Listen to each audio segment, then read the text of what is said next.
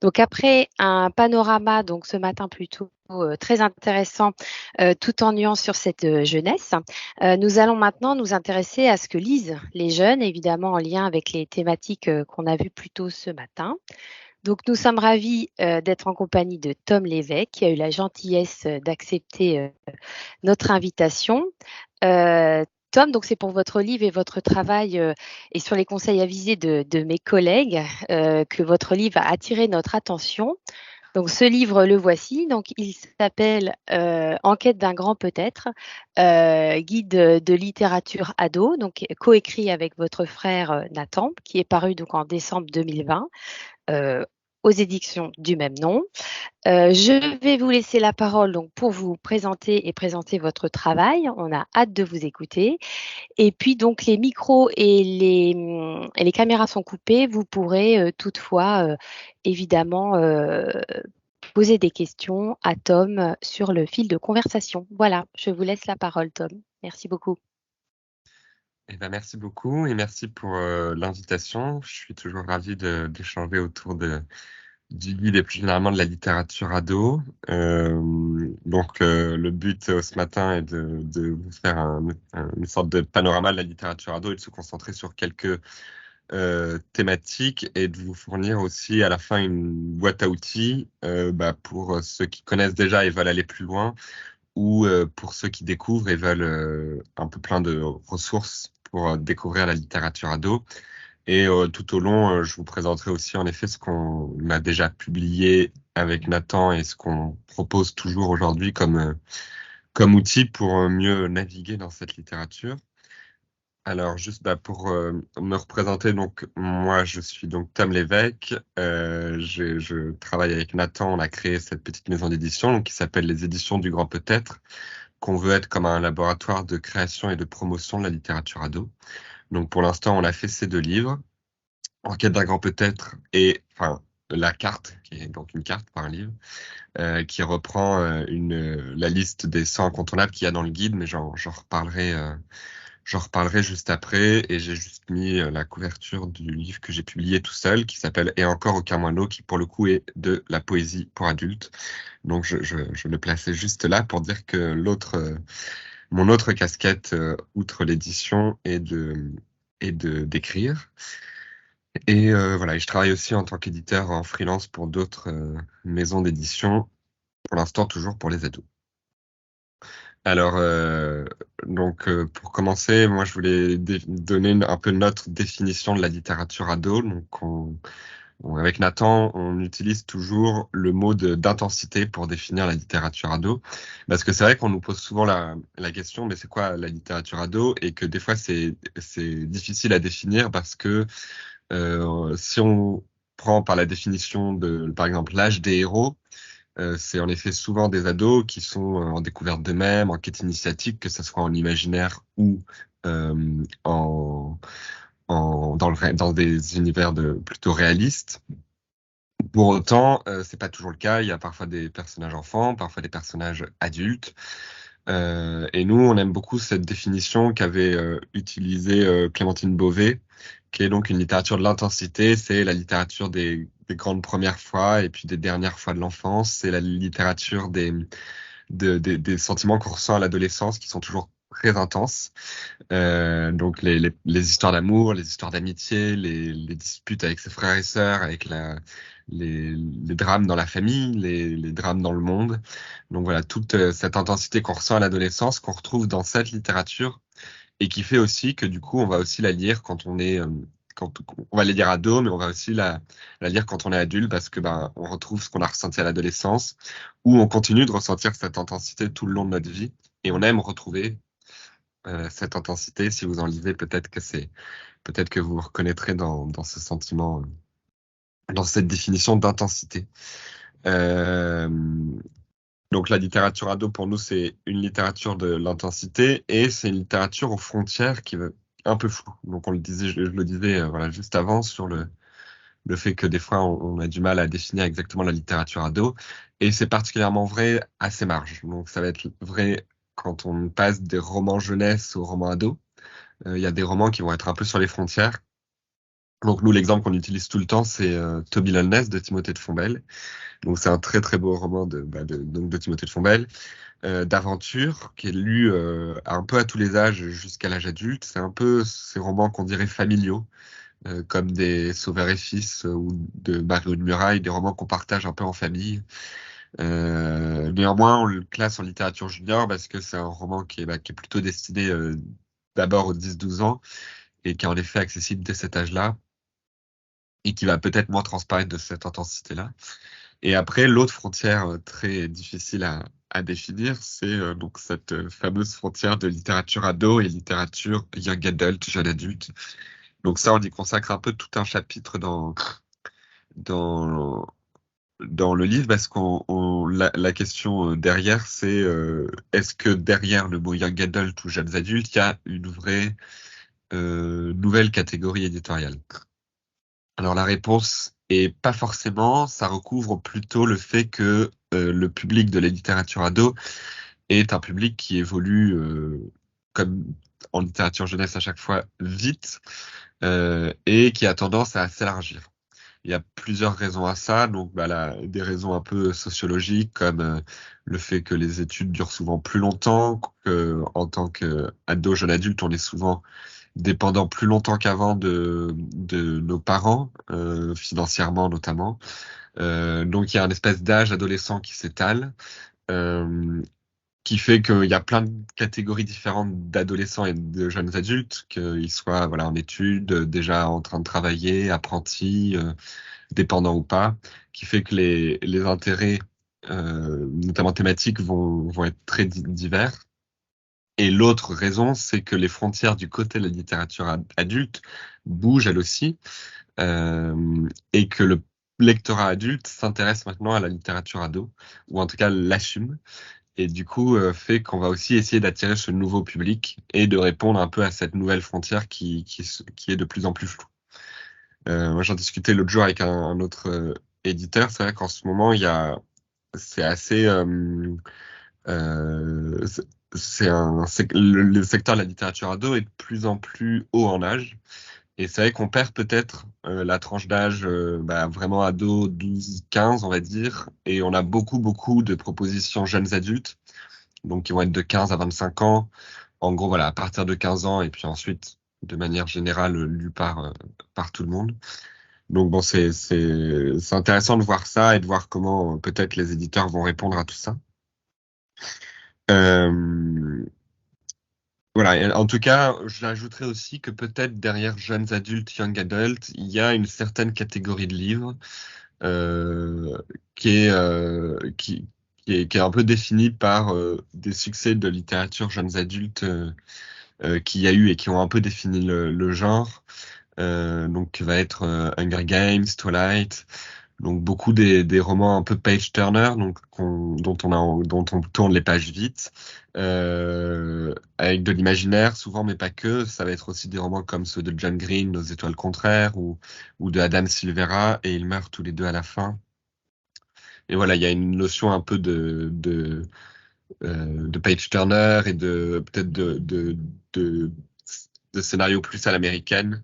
Mais bon, c'est un peu flou comme définition, donc c'est pas forcément celle que je donnerais pour littérature jeune adultes, et je partirais plutôt sur l'idée de ces frontières un peu floues. Ensuite, je voulais vous proposer de regarder ensemble quelques maisons d'édition et collections incontournables. Donc, on va faire assez rapidement. Euh, mais c'est intéressant pour voir un peu ce qui existe aujourd'hui et voir un peu la diversité de maisons qui existent et donc la diversité de publications qu'il y a, sachant qu'il y en a qui vont parfois plus nous attirer alors qu'elles sont parfois moins regardées des ados et d'autres qu'on va mettre de côté alors que peut-être ça serait intéressant en tant que professionnel du livre de s'y attarder. Euh, Ça, c'est quelque chose dont je discute parfois avec certains professionnels, par exemple le libraire Simon Roguet, qui est libraire à Aime Lire à Laval, qui lui explique que on a fait un portrait de lui dans le guide, En quête d'un grand peut-être, et il explique que il va essayer d'aller en premier dans ses lectures vers les livres vers lesquels justement il serait pas forcément allé. Donc typiquement, on parlait de Clémentine Beauvais tout à l'heure, une autrice reconnue en littérature jeunesse, que généralement en tant que professionnel du livre, on aime toutes et tous. Ça serait le livre vers lequel il irait directement quand il reçoit les nouveautés. Ben, il va peut-être plutôt aller vers, je sais pas si on prend des exemples sur cette page, vers Phobos ou Autobiographie, qui sont peut-être moins sa tasse de thé au début, mais il va aller vers ces livres-là, un peu pour sortir de ses préjugés, essayer d'aller vers ce que liraient les ados, essayer de diversifier ses lectures. Donc, en tant que professionnel du livre, bien sûr. Alors, dans toutes les collections, donc vous en reconnaîtrez, vous les connaissez sans doute pour la plupart. Donc, on s'est aussi basé pour construire ça sur la carte des 100 incontournables, dont je vous reparlerai tout à l'heure, mais donc qui est une liste de 100 livres incontournables de littérature ado. Et je m'en suis servi pour des statistiques que je vais vous donner au fur et à mesure. Donc, par exemple, la première, donc on voit en haut à gauche avec Les fiancés de l'hiver. Donc la place miroir, c'est Gallimard. Donc Gallimard, c'est un quart, donc 25 livres de la carte des 100 incontournables.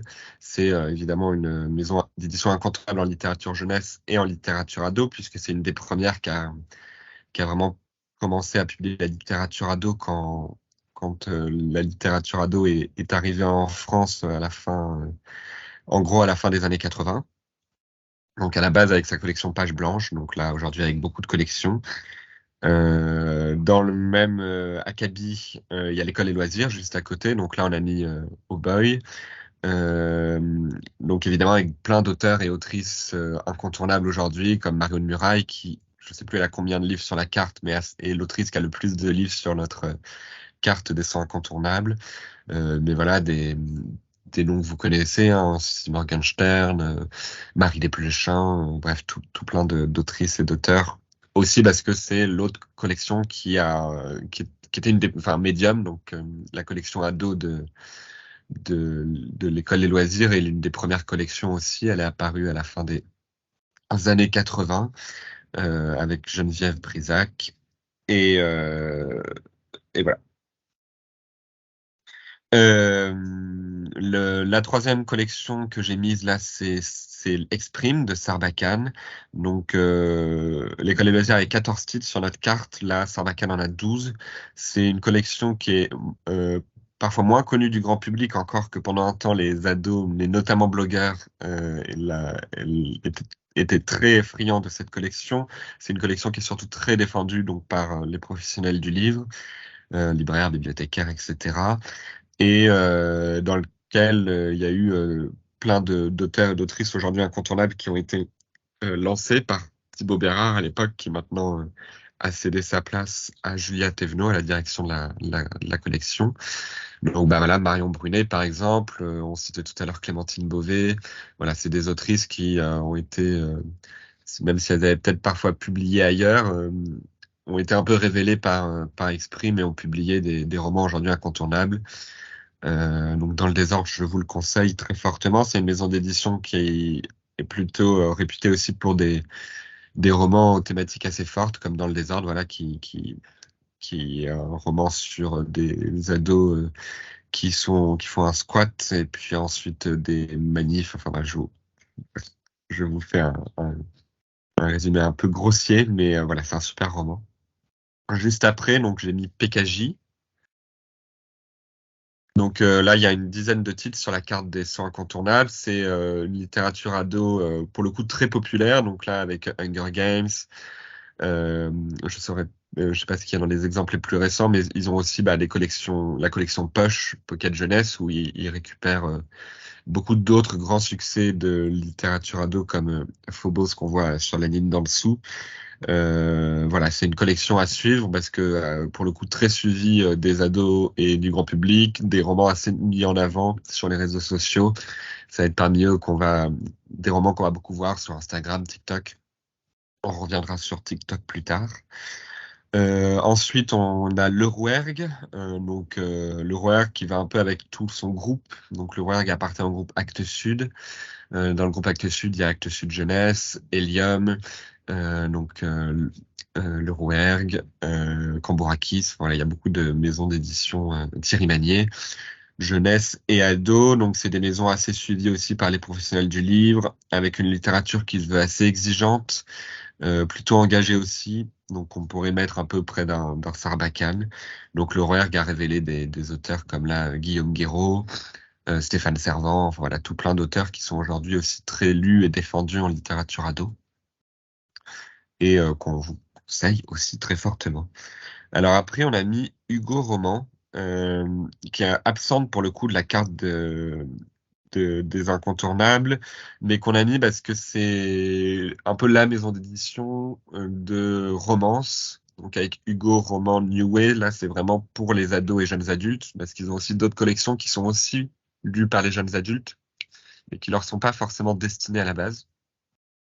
Donc là c'est autobiographique qui permet de montrer une romance LGBT, et on reviendra aussi sur tout ça plus tard, mais ça va me permettre de faire le pont avec Talent Haut, donc sur la ligne d'après, ici avec le roman D'un trait de fusain. Donc sur la carte des incontournables, il y a deux romans de Talent Haut, donc celui-ci et Le Renard et la Couronne. Néanmoins, je le cite parce que alors pour le coup, j'ai un attachement aussi personnel à cette maison, puisque moi j'y ai fait mes armes d'éditeur, j'y ai travaillé pendant 3 ans en tant qu'apprenti. Mais c'est une maison qui est là depuis 2005 et qui s'est créée autour d'une ligne éditoriale très forte qui était publier des romans antisexistes, des albums à la base antisexistes, et assez vite des romans, et assez vite réfléchir en général à la diversité dans la littérature jeunesse et ado. C'est une maison qui est encore assez influente et qui en littérature ado fait vraiment des belles choses. Donc ce roman-là, D'un trait de fusain, pour moi ça a été vraiment une grosse claque. C'est un roman historique, mais très très vivant sur les années SIDA. Euh, et voilà, enfin voilà, je vous conseille aussi globalement les romans qu'on a mis là sont des romans qu'on conseille. Juste à côté, Robert Laffont. Donc là, il y a marqué PKJ, mais en vrai, Phobos, à la base, c'est publié par Robert Laffont. Ils ont publié d'autres romans qui ont été assez suivis et connus par les ados, par des autrices. Alors, il y a eu Kira Cass avec La Sélection, c'était des couvertures, la première est bleue, une couverture un peu de princesse, assez incroyable. Je sais pas ce qui est le Cat Clark, ils ont publié Carina Rosenfeld, enfin, ils ont fait des romans qui ont été très suivis par les ados, qui le sont toujours aujourd'hui, qui se font peut-être un peu dépassés par une maison qu'on n'a pas mis, mais qu'on aurait pu mettre, qu'est Lumen, ou PKJ. Voilà, c'est un peu ces trois maisons qui sont vraiment dans une littérature ado assez populaire, une littérature ado vraiment suivie donc par les ados et beaucoup dans l'imaginaire, beaucoup de traductions, notamment américaines. Donc voilà. Ensuite, voilà, il y a d'autres maisons qu'on a mis. Donc Hachette Roman qui va entrer un peu dans cette veine-là de Robert Laffont, PKJ Lumen, avec j'ai l'impression chez eux une vraie attention portée à la diversité. Donc on y reviendra aussi avec des romans On Voices. Donc je reviendrai sur ce terme plus tard. Et après, voilà, il y a plein d'autres maisons qui existent, hein, les éditions Nathan, Siro, Albin Michel, Casterman, Flammarion, Didier Jeunesse, Milan. Là, je mis 3 exemples, donc des éditions Nathan avec The Hate You Give, Inséparable, qui me permet de mentionner que la littérature ado est assez friande depuis quelques années, notamment depuis Clémentine Beauvais de romans en vers. Donc ici, c'est traduit par Clémentine Beauvais, mais c'est un roman de Sarah Crossan, Inséparable, et je vous conseille les romans de Sarah Crossan. Et j'ai mis un roman de Bayard pour finir, aussi parce que c'est un de mes chouchous de l'année dernière. Donc là, c'était un petit plaisir personnel. Les histoires, ça ne devrait jamais finir. Un grand coup de cœur, je vous conseille très fortement. Alors là, j'ai mis donc ça, c'est le verso de notre carte des 100 incontournables que vous avez vu tout à l'heure ici. Donc la liste des 100 incontournables, c'est une liste qu'on a construite avec une centaine de professionnels du livre, donc des bibliothécaires, des libraires, des journalistes, des blogueurs, des éditeurs, des auteurs, voilà, beaucoup de professionnels différents, des profs, avec à la base une liste de 500 livres qu'on avait établi de romans qui nous semblaient incontournables en littérature ado. Et on a envoyé cette liste à ce jury de professionnels en leur disant, voilà, dans ces 500 livres, lesquels selon vous sont euh, incontournables en littérature ado. Donc, ce qui voulait pas forcément dire nos préférés, mais incontournables. Donc, typiquement, le trio historique qui ont été un peu des jalons dans la littérature ado, Harry Potter, Twilight, Hunger Games, ces trois romans qu'on aime ou qu'on n'aime pas, ils ont été et sont incontournables en littérature ado, ils ont été importants. Donc l'idée c'était voilà de mettre ces incontournables. Deuxième question c'était de distinguer des coups de cœur, ce qui permettait aussi de distinguer des livres notamment plus récents, puisque c'est une liste qui était sur des romans entre 2000 et 2019. Donc quand on a construit la liste en 2020, forcément il y a des livres qui avaient un peu moins eu le temps de s'installer, mais qui avaient des chances de s'installer durablement. Donc c'est le cas par exemple d'un livre comme Les Royaumes de Pierre d'Angle de Pascal Quivigé aux éditions du Rouergue. Euh, la troisième question, c'était est-ce qu'on en a oublié? Et on en avait oublié. Donc à la fin, on s'est retrouvé avec une liste de 800 livres qu'il a fallu trier et arriver à ces 100 romans-là. C'est une liste qu'on voulait faire parce que il existe beaucoup de listes de livres incontournables qui sont faites souvent par des grands journaux, Le Monde, Libération, ce genre de choses qui font voilà, des listes de 100 livres incontournables. Et on a toujours remarqué qu'il y avait très peu, voire jamais de littérature jeunesse ado, si ce n'est Hunger Games. Et on voulait un peu faire cette liste pour compenser ça et pour dire aussi, montrer que voilà, là, si on prend que une vingtaine d'années de littérature ado et qu'on se limite à 100, et ben c'est quand même, on se limite. C'est-à-dire qu'il a fallu qu'on choisisse. Donc ça montre que, il y a aussi une production derrière énorme qui vient un peu appuyer le fait qu'on défende cette littérature corps et âme, nous qui définissons aussi beaucoup notre métier par le fait de, voilà, on trouve que quand on travaille en littérature ado, on est très vite militant de cette littérature, on la défend, on la présente, on veut la, voilà. Donc ça, c'est un des outils qui permet en tant que professionnel ou lecteur, de découvrir ou d'aller un peu voilà, d'essayer de devenir un peu un expert de la littérature ado, si on ne l'est pas déjà. Beaucoup sont experts de cette littérature et ont lu la moitié de la carte, hein. Notre record pour l'instant, c'est le fameux Simon Roguet qui en a lu 96. Donc, record à battre. Bon, n'hésitez pas à vous faire connaître si vous en avez lu plus de 96. Euh, donc voilà, et c'est voilà du coup un outil aussi pour nous qui permet de brandir la carte ou le livre d'ailleurs et de dire voilà ma littérature, voilà en quoi elle est incontournable, en quoi elle est complète. Euh, donc ça voilà, ça fait une première grosse partie un peu pour brosser un portrait général de cette littérature. J'espère que je balance pas trop plein d'informations. Vous me reposerez des questions si à la fin, si c'est pas clair.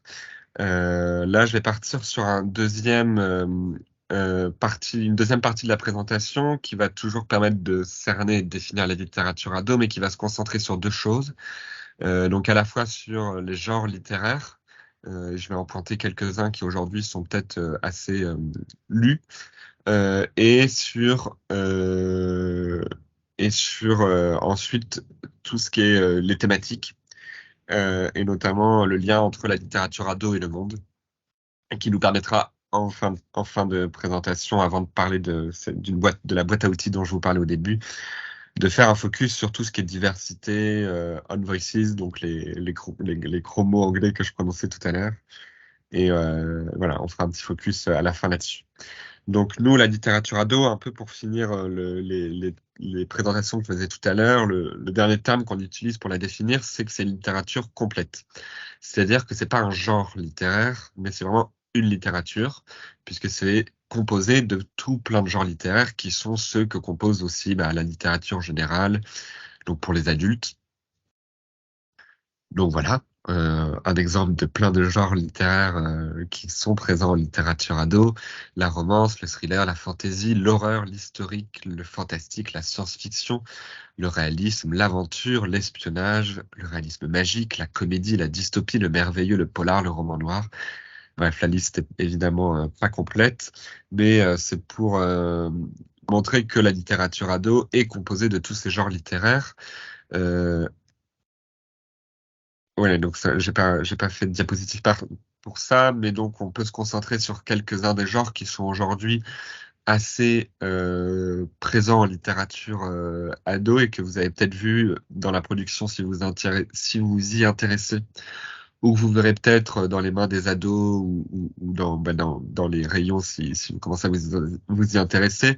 Donc un des genres qui est très lu aujourd'hui, c'est tout ce qui est thriller, roman noir, enquête, polar. Donc ça, c'est aussi amené par tout ce qui est série Netflix, etc., qui adapte aussi des romans de littérature ado qui viennent de ce genre-là.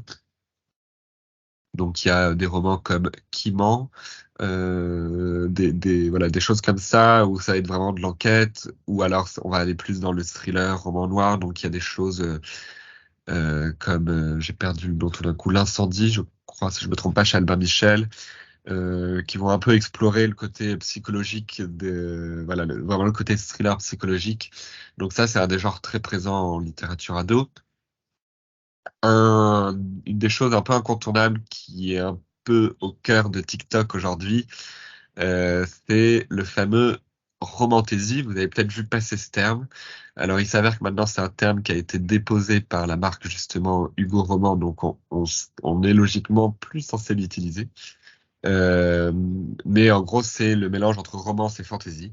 Donc avec cette idée que enfin voilà, tout est dans les deux termes, hein, je sais pas pourquoi j'explique. C'est quelque chose qui a été très présent et qu'on voit beaucoup donc sur TikTok. Euh, un genre qu'on a vu repercer un peu, c'est l'horreur. Donc vous connaissez sans doute les Chairs de poule, qui étaient plus pour un public vraiment ado et aujourd'hui qu'on revoit percer pour un peu le même public avec une collection notamment chez Casterman autour de l'horreur et puis des romans aujourd'hui qui vont aller aussi explorer un peu des marges un peu soit horrifiques, soit un peu perturbantes ou psychologiquement ou un peu plus gore donc en littérature ado je pense il y a Albin Michel qui fait des productions autour de ça notamment. Ils ont publié notamment j'ai peur de mal dire le nom en anglais, mais je crois qu'il a été publié sous ce nom-là, Bones and All. J'ai un doute, je vous vérifierai, mais ça a été adapté aussi au cinéma par Timothée Chalamet, enfin produit par Timothée Chalamet, et avec Timothée Chalamet dans le rôle titre. Donc vous l'avez peut-être vu passer les affiches en fin d'année dernière quand c'est paru. C'est un roman avec un personnage cannibale. Donc forcément là, on est encore un peu plus dans le young adult. Voilà, et puis après, il y a plein de genres un peu qui ont toujours été un peu incontournables, hein. Donc la dystopie, évidemment, qui est toujours extrêmement présent, euh, qui est toujours extrêmement présent. Évidemment, des romans réalistes qui vont aller plus ou du côté comédie ou du côté dramatique. L'imaginaire, évidemment, est extrêmement présent, ce qui traduit aussi un mouvement général de la fiction euh, adulte, mais aussi de la fiction voilà, au cinéma ou dans les séries d'un vrai intérêt pour des histoires non réalistes, mais qui vont évidemment permettre de mieux se voir dans ces romans-là, de mieux se reconnaître, de mieux reconnaître notre monde ou pas, si on veut juste s'évader. Euh, En tout cas, j'ajouterais pour finir sur tout ça et pour finir un peu de définir la littérature ado, que la littérature ado, il y a un motif qui revient souvent, je l'ai mentionné tout à l'heure, c'est celui de la quête initiatique. Donc voilà, qu'on va retrouver dans des romans réalistes ou d'imaginaire. Donc un roman réaliste, ça va être Oublier Camille, par exemple, de Gaël Lemon, où c'est un roman qui a un jeune ado qui cherche un peu son identité, notamment en tant que garçon. Ou alors, on peut citer côté imaginaire plutôt La Voix du couteau euh, de, de Patrick Ness, donc un des meilleurs romans de littérature ado que j'ai lu, qui est un peu le pendant je le mets en parallèle parce que voilà, c'est pareil, c'est un roman initiatique, c'est un un roman initiatique qui parle aussi de masculinité. Donc c'est un peu son pendant de plus littérature dystopie science-fiction. Donc voilà. Une des choses qui définit aussi la littérature ado, et donc c'est là-dessus qu'on va donner une dernière carte, ça va être que c'est un reflet de notre société. Les ados souvent sont très concernés par le monde qui les entoure, voire complètement engagés. Euh, Peut-être même la génération actuelle, d'autant plus que les autres, que les précédentes. Et donc ça se traduit dans la littérature qui est publiée. Donc nous, dans le guide, excusez-moi, je vais juste me moucher. Voilà. Excusez-moi. Dans le guide, on a fait tout un chapitre. Donc il y a 5 chapitres dans le livre, un chapitre historique, un chapitre sur les frontières de la littérature ado, donc dont je vous ai parlé avant, le chapitre qui va reprendre toute la liste des incontournables, un chapitre à la fin sur comment on accède à la littérature ado, donc tout ce qui va être prescription, pratique de lecture, etc. Et donc le 4e chapitre qui est entre cette liste d'incontournables et les chemins de la littérature ado, comme on l'a appelé dans le livre, c'est littérature ado et société, puisque pour nous c'est une littérature qui dit vraiment quelque chose de la société. Et donc on a choisi plusieurs thématiques que j'ai mis presque toutes ici. Donc la famille, les migrations, la sexualité, la diversité sur laquelle je m'attarderai après, la révolte, et j'ai oublié de mettre la mort. Donc ça, c'est un article d'une blogueuse qu'on a fait retravailler et publier qui s'intéressait à la thématique de la mort dans la littérature ado. C'est super intéressant. Il y a un article sur la révolte qui permet d'aborder cette idée de quête initiatique, mais aussi d'étudier le motif de la révolte dans la littérature ado. Et à la fin de s'intéresser aussi un peu, et j'y reviendrai, sur l'engagement de maisons d'édition euh, en littérature ado. Un des chapitres, c'est le chapitre de la famille, parce que c'est évidemment une des thématiques essentielles à la littérature ado, puisqu'une des thématiques essentielles à la vie des ados. Le rapport à la famille, qu'il soit heureux ou un peu plus tendu. Il y a un chapitre sur les migrations qui est un chapitre aussi plus général sur le monde actuel et ces mouvements migratoires qui apportent tout plein de questions auxquelles les ados sont confrontés un peu tout le temps, qu'ils les voient à la télé ou dans les rues en ville, qu'ils le lisent dans d'autres fictions. Donc c'est voilà une thématique assez importante qu'on voulait mettre en avant. Et ensuite, je mettrai ensemble sexualité et diversité. Donc sexualité, ça c'est en fait le fruit d'un mémoire que j'ai fait moi en master sur voilà la question de la sexualité dans la littérature ado et qui pose notamment cette question de pourquoi la sexualité est si peu présente ou si mal présente dans la littérature ado, alors que c'est un peu une des questions un peu phares de l'adolescence, qui est le rapport amoureux aux autres et la question de sexualité. Donc, je vous renvoie au guide pour ça, mais hop, je vais juste un peu vite. Je renvoie aussi à ce livre donc de Annie Roland pour ceux qui s'intéressent à la littérature ado et qui veulent en lire un peu plus. Donc, c'est un livre qui nous a beaucoup servi, notamment pour toute cette partie sur la sexualité et un autre chapitre du livre qui est sur le tabou dans la littérature ado. Et donc Annie Roland se pose la question du tabou justement en littérature ado et fait le même constat que le tabou le plus important en littérature ado, c'est la sexualité, devant même la violence. Euh, et se demande est-ce qu'il faut pas briser ce tabou? Spoiler, oui. Euh, et c'est un peu une des revendications qu'on a aussi dans le chapitre sur la sexualité, qui est d'ouvrir cette thématique, que ça soit déjà d'en parler, parce que c'est souvent une sexualité qui va être euh, invisibilisée. On va sauter la scène, va y avoir une espèce de flou artistique comme dans un film, ou alors qui va être assez normé, que ça soit sur la sexualité, donc voilà, ça va être très hétéronormé, mais aussi sur un peu à quoi va ressembler cette sexualité.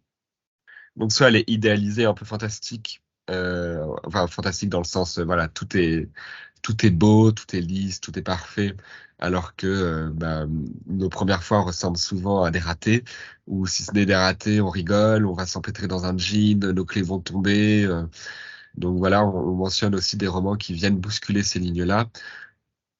Ou alors c'est une littérature qui est aussi très dramatique. Donc quand on va en parler, ça va être pour parler de sujets graves. Donc un déni de grossesse, un viol, et donc on oublie aussi, et c'est pour ça que j'en reviens à cette sexualité un peu normale de, on se prend le pied dans le jean, on rigole, etc. On oublie que la sexualité, ça peut aussi être un moment de partage drôle, etc. Et voilà, on arrive dans l'adolescence par définition où la sexualité est tout de suite assez dramatique. Donc c'était un petit point sur la sexualité, mais qui me permet d'arriver aussi à la question de la diversité. Donc ça, c'est une thématique avec Nathan qui nous intéresse particulièrement parce que c'est aussi une des thématiques qui fait beaucoup beaucoup parler d'elle. Notamment en ce moment, il y a des grands débats autour de toutes ces questions. Ça, je vais sauter rapidement, mais c'était un petit point sur Talent et sur il y a la question de l'engagement, j'y reviendrai peut-être après, mais voilà, 4 romans de talent qui sont dans cette veine-là. Alors, dans la question de la diversité, un des grands débats qu'il y a aujourd'hui, c'est la question des on-voices. Parce que ce qu'on remarque beaucoup, c'est que les maisons d'édition sont très intéressées par, en effet, de plus en plus, hein, c'est pas très intéressé, mais déjà, c'est difficile d'avoir une littérature ado vraiment diverse, mais sont très intéressés par la question de diversité, mais moins par on se rend compte qu'on manque beaucoup de ce qu'on appelle on voices. Donc on voices, c'est le mot anglais pour dire en gros auteurs et autrices concernés. Et donc c'est un débat qui a vu un peu le jour en France dans l'espace public de la littérature ado avec Alma, donc qui est sorti il y a 3 ans. Donc Timothée de Fombelle publie ce roman, Alma, et il traite notamment, c'est un roman historique qui traite du commerce triangulaire, de la traite négrière et de l'esclavagisme. Et à l'époque, 2 choses ont fait un peu parler de ce livre. La première chose, c'est la communication de Gallimard Jeunesse autour de ce roman, qui a un peu hérissé le poil de personnes concernées justement par toutes ces questions-là, puisque Gallimard avait utilisé les termes un roman d'aventure sur fond d'esclavage ou quelque chose comme ça. En tout cas, j'ai plus la phrase exacte, mais donner l'impression que l'esclavagisme avait été une espèce d'aventure. En tout cas, c'était, même si on se doute que c'était pas leur intention, la phrase était un peu bancale. Euh, Excusez-moi, j'ai un- quelque chose qui fait du bruit que je vais enlever tout de suite. Voilà. Donc il y avait cette phrase de communication par Gallimard Jeunesse. Et la deuxième chose, c'est que Timothée de Fombelle a donné une interview à un journal, donc le journal Le Point, où il a révélé que ces éditeurs anglais qui habituellement publient tous ces livres avaient décidé de ne pas publier Alma, notamment parce qu'ils avaient déjà des auteurs et autrices concernés sur cette thématique. Euh, le journal le journal utilise le terme de censure, donc propos dont que Timothée de Fombelle disait après avoir été un peu déformé. En tout cas, ce mot est jeté et forcément, ça met un peu le feu aux poudres. Et donc, on en a beaucoup parlé, plutôt dans notre petit monde de littérature jeunesse, mais il y a aussi eu quand même les médias ont invité Timothée de Fombelle à venir en parler. Donc la question derrière tout ça, c'est en gros, est-ce que Timothée de Fombelle, auteur blanc, avait le droit, quand bien même il avait fait maximum de recherche, c'est quelqu'un qui par ailleurs a aussi euh, vécu sur le continent africain, est-ce qu'il avait le droit de s'emparer de cette histoire-là dont il n'est pas forcément l'héritier? C'est le débat qui a eu lieu et qui a en fait encore lieu aujourd'hui. Dans une des interviews où il a été invité, il donnait une autre réponse qui était qui était en gros, je pense que en tant qu'écrivain, on peut écrire sur tout. Je comprends néanmoins que dans le contexte actuel, euh, on préfère publier d'autres auteurs que moi sur cette thématique. Euh, C'était une réponse qu'il a donnée que je trouvais pour le coup assez juste. En tout cas, moi je pense que la question derrière tout ça, c'est pas tant est-ce que Timothée de Fombelle a le droit ou non de publier sur cette thématique, mais c'est plutôt que il y a un manque de diversité, non pas seulement dans les personnages de la littérature ado, mais aussi et surtout, et c'est un peu le cercle vicieux, dans les auteurs et les maisons d'édition, qui fait qu'en fait, s'il y avait une centaine d'autres auteurs ou autrices, ou ne serait-ce que 20 ou 50 qui publiaient sur cette même thématique, ou en tout cas, voilà, qui étaient plus de diversité dans le catalogue, on se poserait moins la question de Timothée de Fombelle qui publie sur cette thématique. Euh, je pense que le débat de la diversité doit se poser de manière plus générale, non pas seulement dans chercher les manuscrits, mais dans comment on fait accéder la diversité à nos métiers, notamment en édition, parce qu'il y a un peu plus de diversité dans les autres métiers du livre, mais en édition, quand on se retrouve dans les maisons d'édition, on voit très bien que tout le monde est, euh, je caricature, mais voilà, hétéro-blanc bourgeois. Et donc forcément, même si tout le monde est plein de bonnes intentions et veut publier ça, il y a déjà une sensibilité différente et ensuite des auteurs se sentent pas forcément légitimes d'envoyer des manuscrits à des maisons d'édition. Bref, il y a plein de choses à déconstruire, mais je pense que la question est un peu ici. En tout cas, c'est un débat qui fait encore couler beaucoup d'encre. Moi, je voulais proposer un peu en regard d'autres romans, justement, qui viennent apporter un peu de diversité, qui, pour le coup, à ma connaissance, sont plutôt des gens concernés, même si des fois on n'est jamais euh, entièrement certain. Mais donc là, je vous parle donc par exemple de romance de Arnaud Catherine, donc une romance comme son nom l'indique, gay, vraiment génial. C'est en 3 tomes. Arnaud Catherine, il a cette particularité de vraiment bien saisir l'adolescence et tout ce qui l'anime. Il avait fait une trilogie à la place du cœur sur les attentats de 2015. Là, voilà, il commence sur une romance gay, il va jusqu'à donc le dernier tome est paru l'année dernière, ça s'appelle Octave et s'intéresse aussi au confinement et aux questions de santé mentale chez les adolescents, notamment pendant le confinement. C'est toujours très juste, ça peut paraître un peu, je m'en parle des sujets d'actualité pour surfer dessus, mais c'est fait avec une telle justesse que pour Arnaud Catherine, ça marche toujours. Ensuite, Signé Poetics.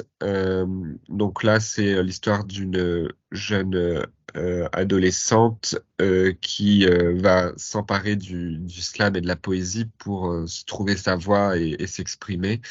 C'est un roman vraiment, du coup, c'est un roman en vers, donc encore traduit par Clémentine Beauvais, très fort pour ça et qui traite de plein de thématiques différentes, donc notamment de elle, son identité, son rapport à la religion aussi, parce que ses parents sont j'ai peur de dire une bêtise, mais catholique, il me semble. Ça fait un moment que je l'ai lu. Son frère qui lui se questionne sur sa sexualité.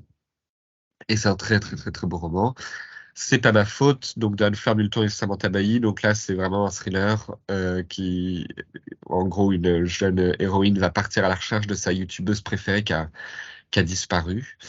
Et ça va parler de plein de choses différentes aussi, mais notamment comme Le Renard et la Couronne, c'est livres qui mettent en avant des personnages lesbiens, ce qui est assez rare en littérature ado. Le Renard et la Couronne, je suis un peu biaisé aussi parce que c'est un des romans sur lesquels j'ai travaillé chez Talent, mais ça a été un énorme coup de cœur et, et un livre sur lequel travailler a été un immense plaisir, alors que voilà, on dit souvent enfin, on est mis à l'épreuve en tant qu'éditeur. On sait qu'un livre est vraiment bien quand, après avoir travaillé dessus, l'avoir lu 3 ou 4 fois en travaillant dessus, on l'aime toujours. Donc là, c'est le cas du Renard à la Couronne, un très très beau roman d'aventure avec une langue assez exigeante pour le coup, mais qui est un peu un hommage au roman feuilleton, à la Dumas.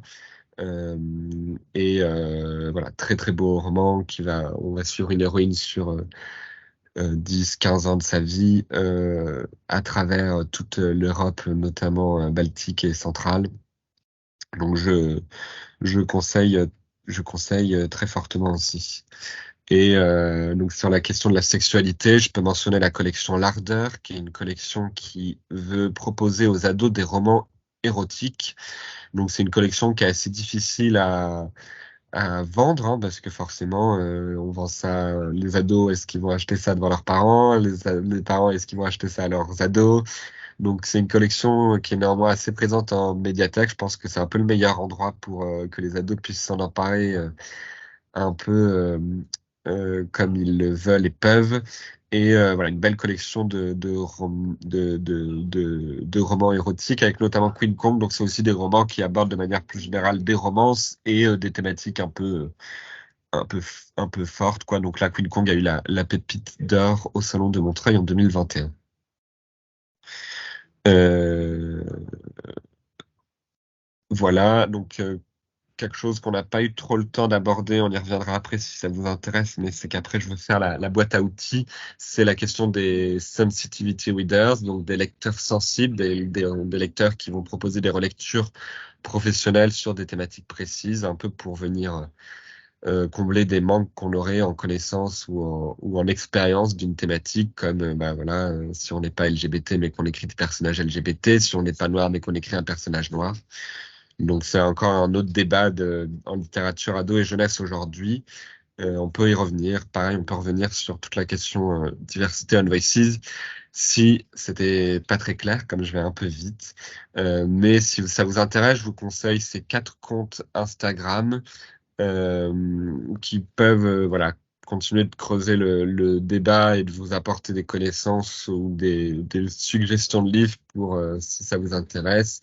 Donc Imman New Reader, euh, MX Cordelia, qui est plus spécialisée sur les littératures queer, et Bibliophile et les Bookties, qui sont plus spécialisées, elles, sur les littératures, notamment afro. La Bookties elle parle beaucoup, elle fait beaucoup de vulgarisation aussi de ça, donc c'est vraiment une autrice à suivre. Elle a publié un manifeste qui est malheureusement plus disponible sur cette question-là, mais que vous pouvez peut-être encore trouver en occasion. Et voilà, je passe un peu à la dernière partie qui est donc notre, enfin voilà, la boîte à outils pour un peu aller plus loin en littérature ado. Donc évidemment, page d'autopromotion. Le guide et la carte sont disponibles partout en librairie, en bibliothèque, etc. Donc n'hésitez pas à aller y jeter un coup d'œil parce que là j'ai fait un portrait un peu rapide de cette littérature, euh, mais voilà, le guide va vraiment bien en profondeur et ouvre plein d'autres portes. Donc on dit aussi que c'est un début d'exploration, mais qui mène encore à plein d'autres livres qui pourraient être écrits. Nous, on fera des mises à jour de ce livre-là et on mène encore à d'autres livres qui existent. Un des derniers, qui est pas d'ailleurs que j'ai ici, qui est pas dans le livre, c'est Écrire comme une abeille de Clémentine Beauvais. Donc, il y a un manuel d'écriture, mais l'écriture passe par l'analyse de textes et de littérature jeunesse. Donc, c'est aussi un super manuel d'analyse de littérature jeunesse. Et il y a tout un chapitre sur la littérature ado. Donc voilà. Et puis, elle a réussi à rendre un manuel voilà, assez imposant, euh, très incarné. Donc, chapeau à elle. Dans la boîte à outils, je vous conseille le Patreon, donc de Lucie Casmala. Donc Patreon, vous connaissez peut-être, c'est une plateforme pour soutenir à la manière de. Bah, il y a d'autres plateformes qui existent comme Tipeee où on peut soutenir des artistes qu'on aime. Donc souvent, ça va être, voilà, je sais pas, des chanteurs, des dessinateurs. On leur donne un petit, on est mécène en fait, on leur donne un petit, voilà, 2 euros, 10 euros par mois. Et en échange, on a accès à du contenu inédit. Donc Lucie Cosmala, elle s'en est emparée pour proposer carrément un- une sorte de média de littérature jeunesse et ado. Donc elle vient de changer sa formule en plus et maintenant elle propose une espèce de petite gazette qui s'appelle Trois Pommes. Donc c'est une gazette sur la littérature jeunesse. C'est une journaliste qui est passée par France Inter, avec La Tuile Montilou, par France Télévisions. Elle était chroniqueuse dans une émission pour la jeunesse. Elle a bossé pour Mademoiselle. Enfin bref, elle a fait beaucoup de médias différents. Elle a aussi bossé en édition. Et elle a vraiment un regard hyper pertinent sur la littérature jeunesse et ado, avec des critiques et des réflexions que moi-même qui suis très, très éveillé sur toutes les questions de la littérature jeunesse et ado, je découvre toujours plein de choses. C'est vraiment hyper intéressant.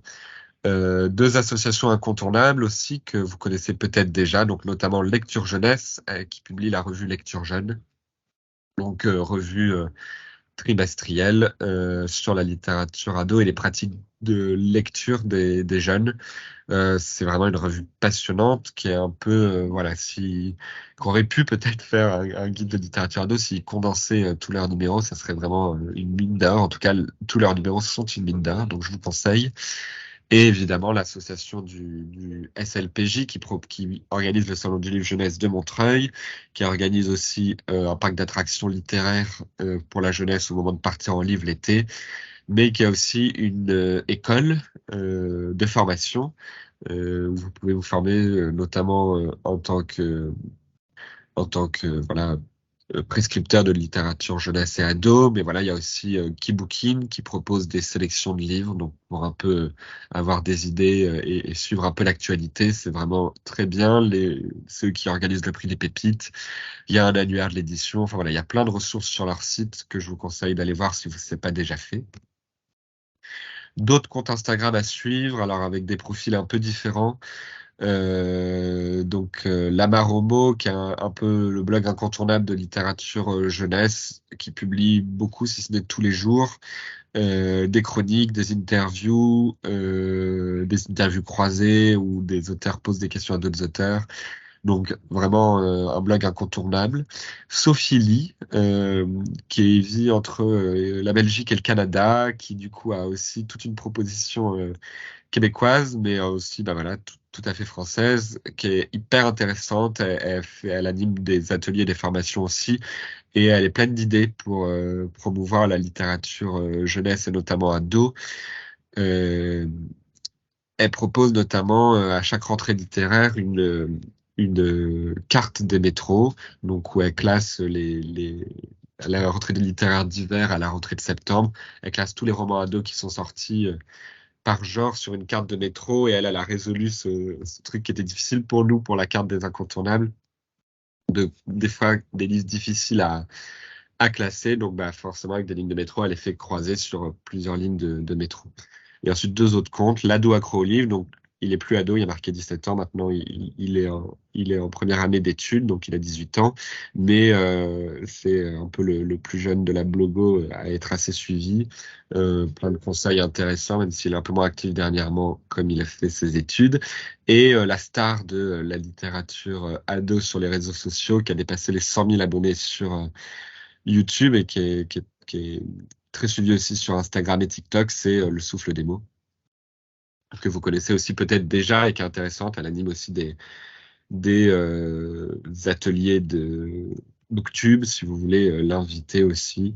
Elle est vraiment chouette aussi avec les ados. Pareil, c'est une capture d'écran qui date un peu, donc elle a plus 24 ans et elle n'a plus 96K sur YouTube. Un peu de presse que vous connaissez sans doute aussi. Donc Télérama, c'est le média généraliste qui met le plus en avant la littérature ado avec une chronique jeunesse ou ado par semaine et un super journaliste, Michel Abesca, qui a toujours des conseils très pertinents. Citrouille, c'est la revue des librairies sorcières, donc le réseau de librairies spécialisées jeunesse que vous pouvez trouver dans les librairies jeunesse. Bah, à Tours, vous êtes bien nourris, notamment avec Libre Enfant, donc n'hésitez pas à leur demander cette revue. Ils ont plein de conseils à chaque fois dedans très pertinents. Je Bookin, c'est bah, le magazine de la lecture pour les ados. Donc avec Nathan, on a une chronique tous les mois dans Je Bookin, même si ça va malheureusement s'arrêter à la rentrée. Mais c'est un super magazine qui propose bah, beaucoup de choses culturelles pour les ados et notamment de lecture. Et puis un mini-roman tous les mois, des conseils de lecture, des extraits de romans, de BD. Donc c'est un super magazine pour les ados et qui permet de se tenir aussi au courant de l'actualité à hauteur d'ado. Et la revue des livres pour enfants qui elle est proposée par le Centre national du livre, par le Centre national de la littérature jeunesse, j'ai perdu le nom, mais en tout cas, c'est proposé, c'est le magazine de la BNF, mais côté jeunesse, quoi. Et c'est une revue hyper complète sur les livres pour enfants et donc la littérature ado aussi. Des prix incontournables que vous connaissez peut-être aussi. Donc, on parlait des librairies sorcières, elles ont aussi un prix littéraire. Les librairies Pépites qui ont aussi un prix, pardon, le Salon du livre jeunesse de Montreuil qui a aussi son prix Les Pépites. Le prix Vendredi, donc qui veut être un peu le Goncourt de la littérature ado, qui s'installe doucement depuis 2018, il me semble. Donc qui est remis tous les ans au moment des grands prix littéraires de l'automne. Et le prix des Incorruptibles, qui lui est un prix de lecteur, donc intéressant parce qu'ils ont souvent des propositions différentes des autres prix et assez complètes sur plusieurs niveaux. C'est vraiment un très beau prix avec une équipe très très motivée à défendre la littérature ado et jeunesse. On peut faire une petite aparté avant de finir sur l'exposition que je vous présente juste après sur TikTok. Donc TikTok est à suivre, mais évidemment un réseau social difficile à cerner. Néanmoins, c'est vraiment difficile à cerner parce que ce qui va buzzer sur TikTok est toujours un peu imprévisible, mais c'est d'une force de prescription phénoménale. Donc là, par exemple, deux des romans qui ont été mis en avant par TikTok et qui se sont retrouvés en rupture de stock, réimprimés alors qu'ils étaient parfois parus 3 ans plus tôt. Donc voilà, c'est pas forcément la nouveauté qui va être mise en avant sur TikTok. Ça peut être intéressant de suivre un peu ce qui... Voilà, il y a 1000 baisers pour un garçon aussi en bas à gauche. Ça peut être intéressant de voir ce qui pop sur TikTok parce que après, les ados vont certainement venir le chercher en librairie ou en bibliothèque. Donc voilà, en tout cas, ces 3 romans notamment, vous pouvez vous les procurer. Et je finis juste avant de vous proposer de poser quelques questions sur mentionner le fait qu'avec Nathan, on a créé une exposition qui est dérivée du livre, mais avec l'idée d'enrichir un peu le contenu, notamment avec des propositions de présentation de genre littéraire, comme j'ai fait tout à l'heure, et le mettre à jour parce que le livre date de 2020, l'expo de 2023, donc forcément c'est un tout petit peu plus à jour, mais et aussi de surtout aller encore plus vers le public, le grand public et notamment ado. Donc c'est une expo en 25 panneaux avec des QR codes, avec des jeux et du contenu additionnel en ligne pour explorer et comprendre la littérature ado. Il y a aussi, comme vous le voyez à droite, un totem en bois à l'entrée de l'exposition qui permet de mettre un peu en scène l'idée d'exploration, du marquage au sol. C'est une exposition qu'on propose à la location ou à la vente. Donc n'hésitez pas, on vous mettra sans doute mon mail à la fin de la présentation pour me poser plus de questions. Si vous êtes intéressé par cette exposition, n'hésitez pas à m'écrire, je serai ravi de vous envoyer la petite plaquette d'information. Et voilà, et je crois qu'il est bientôt 12h30 et qu'on va pouvoir, si vous avez des questions, n'hésitez pas à me les poser. Mais enfin voilà, là c'était juste une dernière slide sur l'exposition, mais sinon j'ai fini. Merci beaucoup, Tom.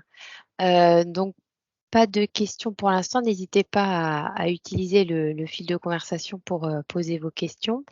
Merci beaucoup, c'était très très complet, très dense effectivement. Oui. Vous avez répondu à pas mal des questions auxquelles j'avais pensé, sur lesquelles j'avais pensé vous interroger. Donc effectivement, par rapport à l'exposition et justement aux toutes dernières tendances, vous disiez que c'est une littérature qui va très vite, que les éditions, les éditeurs sont très à l'affût. Est-ce que vous pouvez nous donner les toutes dernières tendances de cette littérature ado par rapport au style, et puis éventuellement vos tout derniers coups de cœur? Oui, alors j'ai quand même pas mal mentionné déjà un peu les dernières tendances, notamment côté genre littéraire. Donc ça, c'est à jour, notamment inspiré aussi de l'exposition, parce que c'est vrai qu'on faisait pas beaucoup de focus sur des genres dans le guide. Donc c'est ce qu'on a fait avec l'expo et c'est ce que je vous ai mentionné un peu tout à l'heure. Ce que j'ai ajouté, pareil par rapport à l'exposition, c'est cette idée de romantaisie. Donc c'est vrai que cette espèce de mélange de fantaisie et de romance est aujourd'hui très présent en littérature ado. Et ça va être des livres aussi qui vont pas mal. On parlait de TikTok, qui vont être pas mal présents sur TikTok. Côté Côté style, c'est présent depuis plusieurs années, ça s'est un peu tassé, mais je parlais du roman en vers, c'est une forme qui est assez explorée aujourd'hui par les auteurs, notamment en création française, qui est parfois repousse un peu le lecteur, mais qui est pourtant une super porte d'entrée pour parfois des petits lecteurs, puisque c'est des romans qui vont se lire vite, euh, comme il y a une vraie voix, peuvent se lire assez facilement.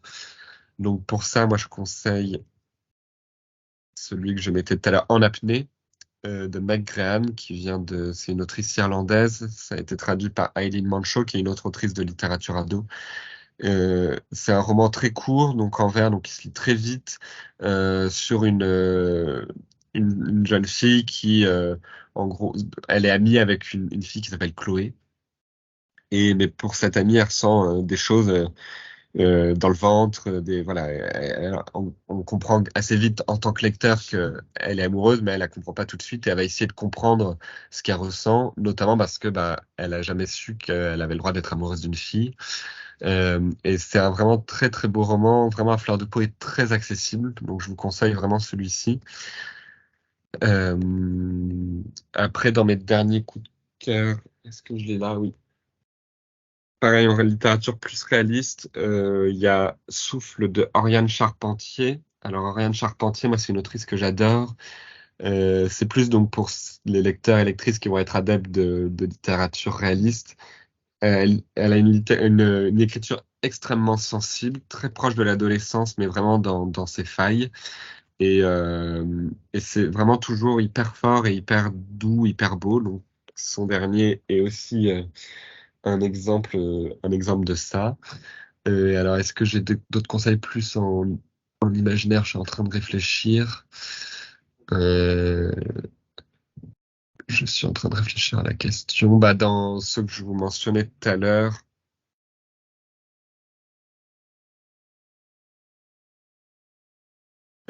donc sur cette page, il y avait plein de coups de cœur, mais donc bon, c'est pas. Faut remarquer que je lis beaucoup de réalisme. Les histoires, ça ne devrait jamais finir. Je voulais mentionner parce que c'est vraiment un super roman aussi qui parle très très bien d'adolescence et notamment du rapport à la lecture, puisque c'est un jeune garçon qui en fait est fan d'une saga. J'ai perdu le nom de la saga, mais qui en gros est un peu dans ce livre le Harry Potter de cette espèce de réalité alternative. C'est une autrice française qui a écrit cette saga et elle annonce que le dernier tome ne sortira pas. Imaginez les ados si on leur avait annoncé que le dernier tome d'Harry Potter n'était pas sorti. Donc forcément, il est dévasté et il a tout cet univers de fans qu'on retrouve. Donc il écrit des fanfictions, il est sur des forums, ou sur les réseaux sociaux. Il va se réunir avec d'autres amis sur les réseaux sociaux pour essayer de retrouver l'autrice. Parce que l'autrice, en fait, elle est anonyme, un peu à la manière d'une Elena Ferrante en adulte, quoi. Elle publie sous pseudonyme et personne ne sait qui c'est. Mais il va essayer ils partent tous les trois à la recherche de cette autrice. Et évidemment, c'est aussi prétexte à se rencontrer tous les trois aussi prétexte, comme je le disais tout à l'heure, à une forme de quête initiatique. Mais ça parle vraiment tellement bien de l'adolescence, du rapport à donc là, c'est la lecture, mais globalement, quand on est fan de quelque chose à cet âge-là et que ça nous aide à avancer, à se reconnaître, à grandir. Donc ça, c'était vraiment un super roman.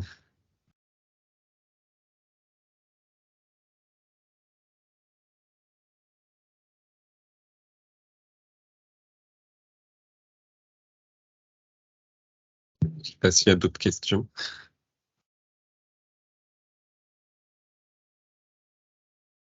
Il y a des D'autres questions ou des... Ouais, il y a des questions dans le chat alors qui font un peu le lien avec la présentation précédente, puisque la présentation d'avant, c'était un peu sur la sensibilité des jeunes adultes aujourd'hui, avec un résultat qui est arrivé, qui est que le sujet de société le plus fondamental, enfin le plus important, qui revient en premier dans les préoccupations des jeunes adultes aujourd'hui, c'est les violences faites aux femmes.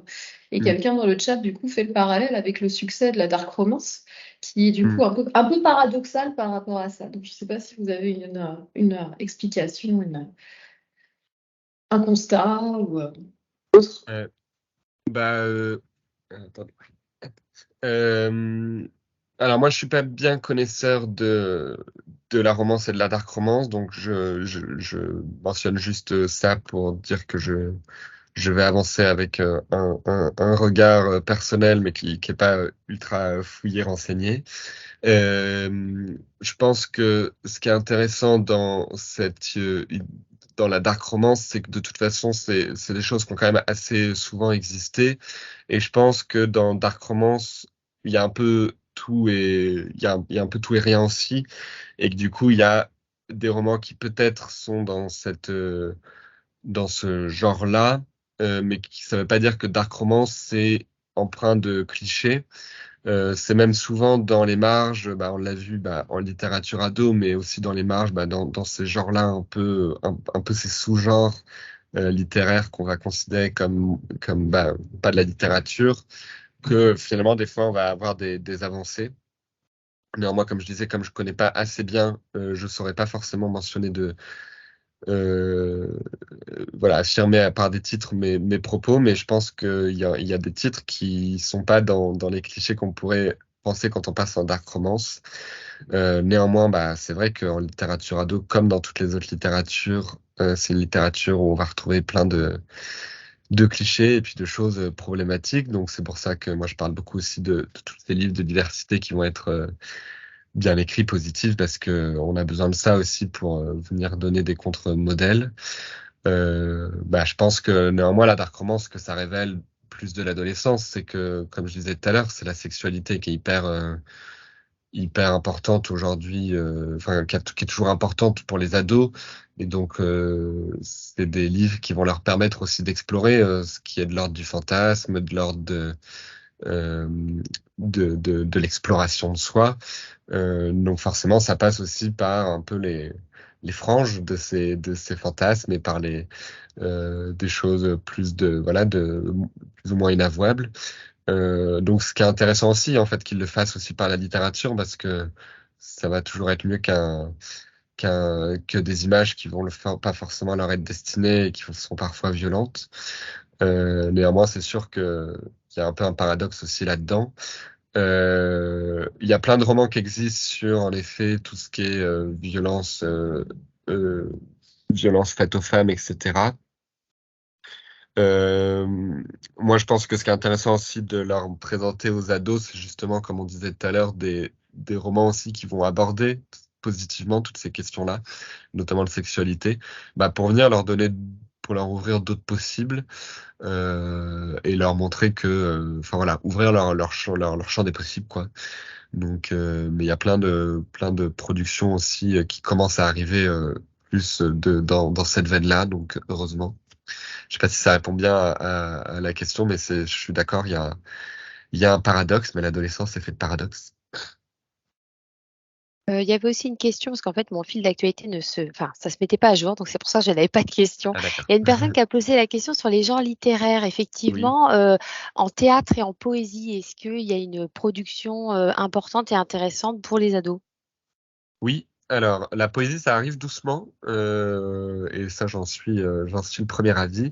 De manière générale, la poésie est un espace éditorial qui se développe à vitesse grand V vers le grand public, parce qu'évidemment, ça existe depuis toujours, mais ça a toujours été une poésie assez élitiste. Là, on se rend compte que écrire de la poésie, c'est pas forcément faire des alexandrins et des sonnets, mais qu'il y a toute une poésie à découvrir. Donc, forcément, ça va passer par la fiction, par le roman en vers, mais il y a aussi des choses plus poétiques qui arrivent. Donc, je me souviens plus du nom, mais j'ai vu qu'il y a Thierry Magnier qui sort un ouvrage sur l'immigration, justement, qui est plus de l'ordre de la poésie. Là, j'ai un livre aussi sur la migration aussi, comme quoi les thématiques se rejoignent. Donc, Prendre la route de Michael Rosen, qui est un ouvrage illustré par Quentin Blake, donc que vous connaissez peut-être pour être l'illustrateur de la plupart des Roald Dahl. Et donc là, c'est des poèmes sur la migration. Donc il y a des choses qui arrivent vraiment en poésie. Euh, Côté théâtre et poésie, vous pouvez trouver des choses chez l'École des loisirs, notamment côté théâtre. Et il y a les éditions Les Théâtrales, qui font une grosse production de théâtre en général et aussi de théâtre pour la jeunesse, avec vraiment des pièces super. J'ai perdu le titre exact, mais il y en a une qui est Non, Simone, tu ne prendras pas un selfie à Auschwitz. Je sais plus exactement le nom, mais vous retrouverez, ou Michel, enfin bref, j'ai plus le nom en tête, mais ça, c'est une des pièces qui avait le plus fait parler d'elle dans la reproduction jeunesse, parce que voilà, une thématique intéressante avec de l'humour. Comment faire de l'humour sur ce genre de thématique. Et ouais, le théâtral publie pas mal de choses, mais évidemment, c'est des secteurs qui sont déjà difficiles en adulte, alors encore plus difficiles en ado, mais ça existe. Et sinon, une question également sur des collègues en fait qui réfléchissent à la mise en place d'un office jeunesse constitué par de jeunes lecteurs. Est-ce que vous avez des conseils à leur donner? Un office jeunesse, c'est-à-dire, J'ai pas plus qui, d'informations qui serait, constituées. En fait, je pense que c'est des livres qui seraient proposés et donc Un des office, c'est lecteurs quand, qui un seraient. Ah office oui, en bibliothèque, c'est quand un libraire apporte des livres pour que les bibliothécaires puissent les choisir sur pièce. Donc oui, là, je pense que c'est le faire avec des jeunes lecteurs. oui. Et ben, c'est une idée super intéressante. C'est vrai que nous, un des conseils qu'on donne beaucoup souvent quand on parle de voilà comment faire venir les ados, comment échanger avec les ados, c'est de se mettre à la même hauteur qu'eux et pas dans le sens s'abaisser, mais dans le sens s'élever à la hauteur des ados et être toujours dans l'échange. Donc je pense que c'est vraiment une super idée puisque quand on est toujours dans un truc descendant où on va te donner des conseils, ça peut parfois être moins efficace que quand on est dans un espèce d'échange où on va écouter le conseil qu'on nous donne. Donc si un ado nous conseille tel livre, on va le lire et échanger avec lui. En échange, en proposer un autre. Et je pense que ça, c'est quelque chose qui peut bien marcher. Donc, si ça marche comme ça et remettre entre les mains des lecteurs le choix, c'est vraiment intéressant. Je pense que ce qui est intéressant, je sais pas comment ça se fait dans ce cas-là, je connais pas bien le dispositif, mais si ça se fait en espèce d'atelier avec eux, c'est un peu de, de les, de les former à cette question du choix. En effet que ça va être le meilleur moyen pour eux de conseiller les choses qu'ils préfèrent et donc d'avoir une diversité de choix ensuite en médiathèque qui va ressembler peut-être plus aux ados et en même temps de leur dire aussi voilà de se poser la question de à qui pourquoi ils font ces choix-là puisque nous par exemple moi c'est un atelier qu'on mène avec Nathan quand on fait un atelier autour de la carte des 100 incontournables où on propose aux ados de créer leur propre carte de lecture incontournable et un des objectifs de cet atelier, outre de leur faire parler de leur lecture et parfois de juste essayer de leur faire retrouver un livre qu'ils ont lu, c'est aussi de se poser la question de qu'est-ce qu'on conseille, pourquoi, comment.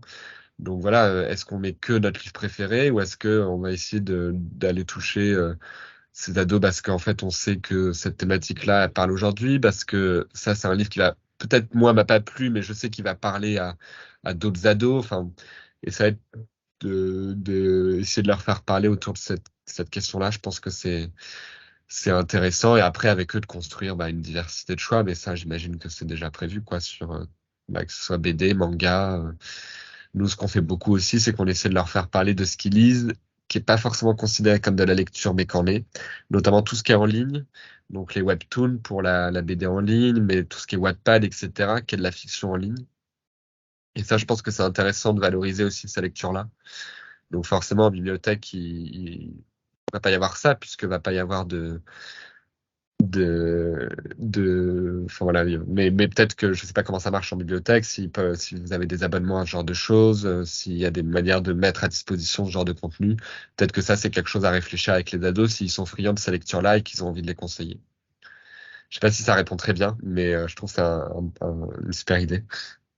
non, mais effectivement, les jeunes deviennent acteurs et du coup s'approprient et défendent leurs choix. Et effectivement, après, on arrive sur un choix partagé en fait de sélection Mm. d'ouvrages à proposer bah, au public le plus divers. Alors, est-ce qu'il y a d'autres questions? Ah oui, une collègue dit que effectivement, pour les comités ados, il y a apparemment une formation, une très bonne formation. Très bien.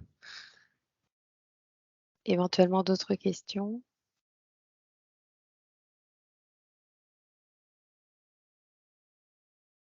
Non, bah écoutez, il est 12h45. On va pouvoir clore cette matinée VIPDoc. Merci beaucoup, Tom, d'avoir répondu à nos questions et pour votre présentation.